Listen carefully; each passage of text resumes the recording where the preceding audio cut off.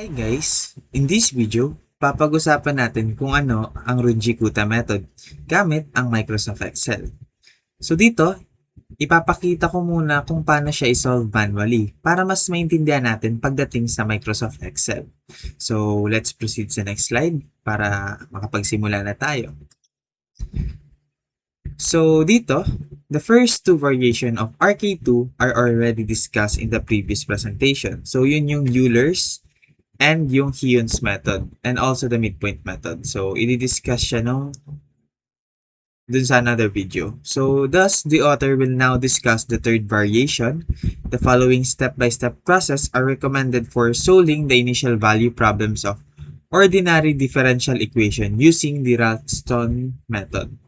So, dito guys, kailangan lang natin tandaan yung mga steps para i-solve yung RK2. So, nakikita nyo naman dito, meron tayong apat na step. So, una is solve for K1, which is equal to the function of x sub n and y sub n. For the step 2, solve for K sub 2 is equal to the function of x sub n plus 3/4 h and y sub n plus 3/4 K1h. And for step 3, solve for new pair of x sub n plus 1 and y sub n plus 1, which is x sub n plus 1 is equal to x sub n plus h, and y sub n plus 1 is equal to y sub n plus h multiplied by 1/3 k sub 1 and plus 2/3 k sub 2. So, ito yung original Ralston method natin. So, for the last step, uulitin lang natin yung step 1 to 3 until na makuha natin yung required value of x. So, yun lang naman ang need natin tandaan dito. So, para mas maintindihan natin, punta tayo sa example natin. So, dito, ang kailangan lang naman natin dito is yung itong equation na to.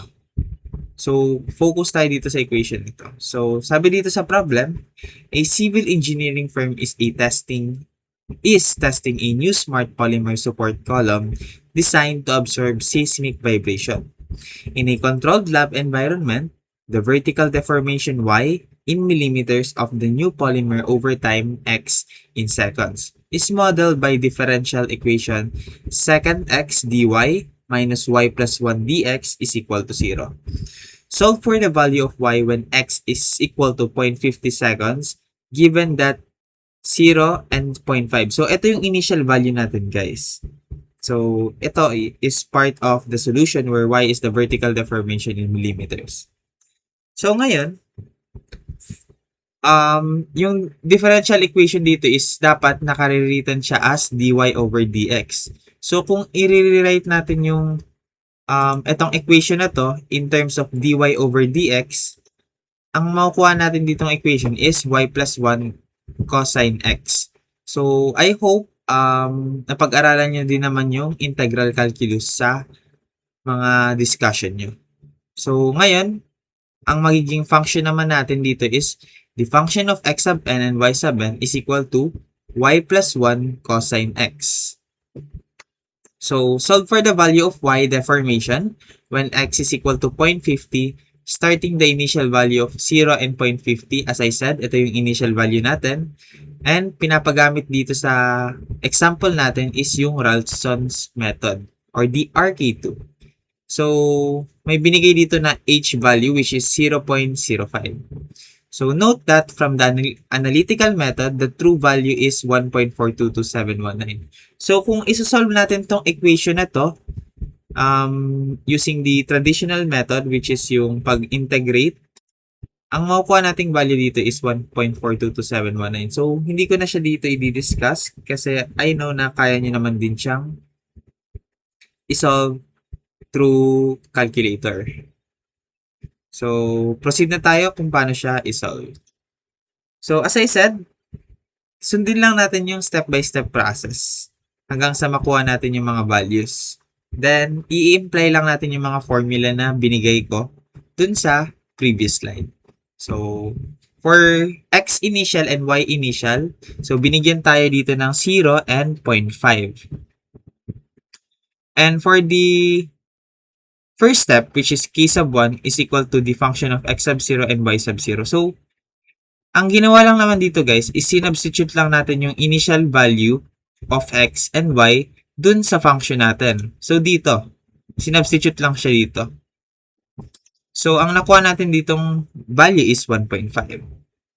For the step 2, so this is the formula x sub 0 plus 3/4 h and y sub 0 plus 3/4 k1h. So as you can see, puro substitution lang din naman yung ginawa natin dito, which is 0 plus 3/4 times 0.05 is equal to 0.0375. And for the y sub 0 plus 3/4 k1h is equal to 0.5 plus 3/4 multiplied by 1.5 multiplied by 0.05. So, ang nakuha natin dito is ito, 0.55625. Then, pwede na natin isolve yung function ng netong dalawa. So, ang ginawa lang din naman natin is sinubstitute lang ulit natin dun sa function. So, dito sa equation na to ulit. So, ganun lang naman guys.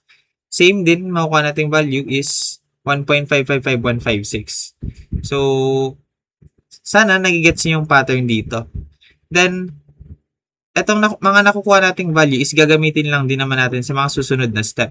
So, for the x sub 1 is equal to x sub 0 plus h is equal to 0 plus 0.05 is equal to 0.05. Actually, itong x sub 1 is very common to kasi paulit-ulit lang to sa mga methods.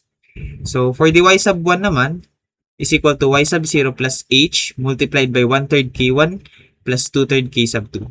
So, y sub 0 natin or the y initial is 0.5. Ito yun. Plus 0.05 which is ito yung height natin. Height. I mean yung h value natin. Sorry. And minultiply natin siya sa 1/3 k sub 1 which is ito. Plus 2/3 k sub 2 which is ito yung nakuha nating value. So, it is equal to 0.576839. So, as you can see, yung mga values na mga sinolve natin is ginagamit lang naman natin siya sa mga susunod na steps. So, I hope nagigets niyo yung pattern kung paano siya isolve manually. So, much better na i-tabular presentation natin siya. So, dito sa next slide, meron tayo ditong tabular presentation.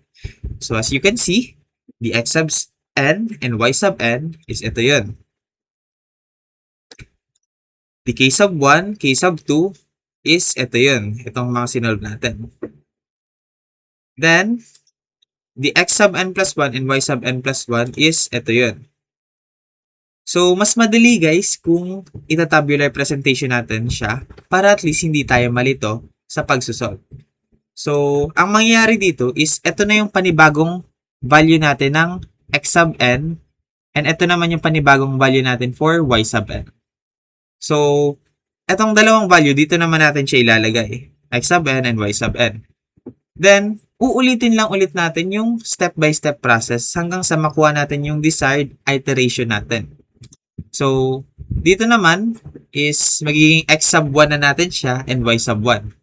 So, as you can see, paulit-ulit lang yung process niya. So, for k sub 1, isi-substitute lang natin yung mga values na to dun sa function. Then, makukuha natin is 1.574868. Ito naman is x sub 1 plus 3/4 h is equal to 0.05 plus 3/4 multiplied by 0.05. Ito nakuha nating value. Same din dito, sinubstitute lang natin yung mga values dito. Ang nakuha natin is 0.635810. And sinubstitute na natin siya sa function ng k sub 2. So, ang nakuha nating value dito is 1.629552. Then, for x sub 2, napapansin nyo naman is increasing lang siya. So, x sub 1 plus h is equal to 0.10. Ito yung nakuha ang value naman natin. Then, for y sub 2 is equal to y sub 1 plus h multiplied by 1/3 k1 plus 2/3 k2. So, sinubstitute lang natin yung initial natin, yung h value, yung k sub 1, yung k sub 2, which is ito na yun. So, ang nakuha nating value dito is 0.657408. So, again, ilagay ulit natin siya sa tabular presentation. So, ganito na yung magiging tabular presentation natin. Yan. So, 0.05, 0.56839, ito na yung bago nating initial values. Yung sinolve natin K sub 1, K sub 2, which is ito yun. K sub 1, K sub 2. And for the new values of x sub n plus 1 and y sub n plus 1 is 0.1 and 0.65748. So, ito na yun guys. So, as you can see, paulit-ulit lang yung process na yan. So, bale, hindi ko na ipapakita yung buong manual method niya kasi mas lalong hahaba yung video natin and mas lalong magiging boring ito. So, papakita ko na lang yung buong tabular presentation niya. So, ang gagawin nyo lang, uulit-ulitin nyo lang yung step-by-step process niya. So, as you can see, yung mga panibagong values natin dito is napupunta na siya dito. Hanggang sa makuha mo yung desired x value natin. So, ito yung desired x value natin which is, sabi daw dun sa problem, is when x is 0.50. So, dapat umabot yung x sub n plus 1 natin sa 0.50. So, hanggang sa umabot siya dito sa 0.50. So, ang final answer natin dito guys is 1.422308. So, ito na yun. Ito na yung final answer natin. So, the process will continue until x sub n plus 1 is equal to 0.50. The tabular presentation of the solution is shown below. So, ito na yun. So, as shown in the table above, y is equal to 1.422308 when x is equal to 0.50. So, kung isosolve man natin yung relative error nito, ang makukuha nating percentage dun is 0.000289%. So, pag isosolve natin si relative error, ang formula lang naman dyan is itong nakuha nating value minus the exact value all over the exact value. So, makukuha na natin yung relative error niya. I-multiply nyo pa pala sa 100. So, I hope naintindihan nyo yung pag-solve natin manually. So, in the next video, i-discuss ko naman kung paano siya i-solve through Microsoft Excel. So, I hope naintindihan nyo guys. So, that's all lang. So, thank you!